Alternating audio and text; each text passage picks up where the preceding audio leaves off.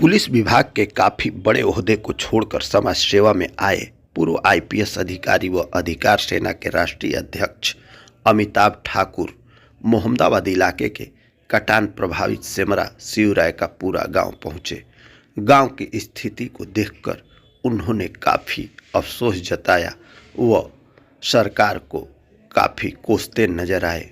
सेमरा पहुंचे अमिताभ ठाकुर ने कटान पीड़ित परिवारों के बीच जाकर उनकी समस्याओं को देखा व सुना। इसके उपरांत वह शिवराय का पूरा गंगा तट पर जाकर कटान की विभीषिका से रूबरू हुए। इस मौके पर उन्होंने कहा कि कटान प्रभावित इस गांव के बचाव को लेकर सरकार की ओर से जो टुकड़े टुकड़े में योजना बनाई जा रही है वह पूरी तरह से क्रियान्वित नहीं दिख रही है।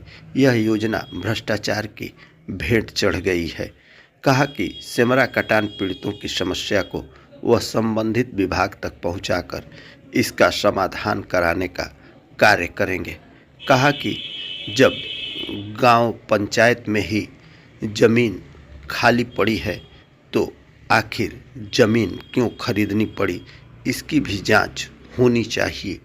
सेमरा से लौटने के पश्चात श्री ठाकुर तहसील मुख्यालय स्थित शहीद पार्क में पहुंचे।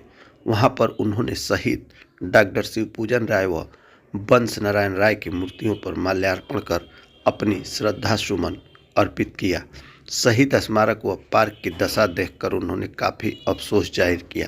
कहा कि जिन लोगों ने देश को आज़ाद कराने के लिए अपने को बलिदान किया उनके स्थल की यह उपेक्षा काफ़ी दुखदायी है। उनके साथ काफ़ी संख्या में पदाधिकारी मौजूद रहे। इस मौके पर अमिताभ ठाकुर ने और क्या कहा, सुनिए।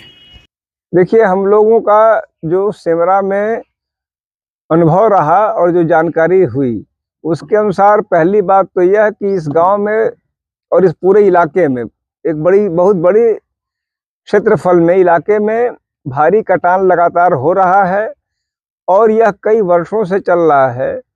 कहने को सरकार इसके प्रति अपना रिस्पांस कर रही है, लेकिन मौके पे कोई ऐसी स्थितियां नहीं दिख रही हैं। पहली बात कि यह पीस मिल अप्रोच जो अब कहते हैं अंग्रेजी में, यानी कि बिल्कुल टुकड़े टुकड़े में चीज़ों को किया जा रहा है। एक मुश्त या कोई सुदृढ़ या निश्चित कोई इसको लेके रोड मैप नहीं है। दूसरी बात यह भी आई कि जो कथित रूप से कार्य हो रहे हैं उनमें भी भ्रष्टाचार का ताना बाना काफ़ी लंबा चौड़ा इसमें बुना हुआ है। विस्थापितों को लेके जिस प्रकार से भ्रष्टाचार हुआ, उनकी जमीन खरीद को लेके या जो यहाँ मौके पे कार्य होने चाहिए थे उसमें जो विलंब हो रहा है या भ्रष्टाचार हो रहा है, यह बातें भी महत्वपूर्ण है। क्या विस्थापन को लेके कोई नीति सरकार को बनानी चाहिए कि विस्थापितों के लिए कोई एक व्यवस्था ऐसी बने? देखिए, जब हम और आप सरकार के भरोसे, सरकार हमारे खाने जीने सांस लेने हर चीज का टैक्स लेती है, यह नदी सरकार की है।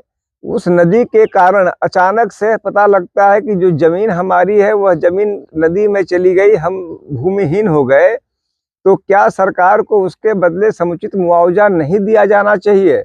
निश्चित रूप से यह हमारा अधिकार बनता है नागरिक के रूप में। और इस प्रकार विस्थापितों के लिए पुनर्वास की नीति एक नितांत अनिवार्य आवश्यकता है इस देश की। कष्ट का विषय है कि हमारे देश में कोई पुनर्वास नीति अब तक नहीं है। हमारी पार्टी हर प्रकार से इस पुनर्वास नीति के संदर्भ को आगे तक ले जाएगी और हम प्रयास करेंगे कि इस संबंध में एक निश्चित नीति बने।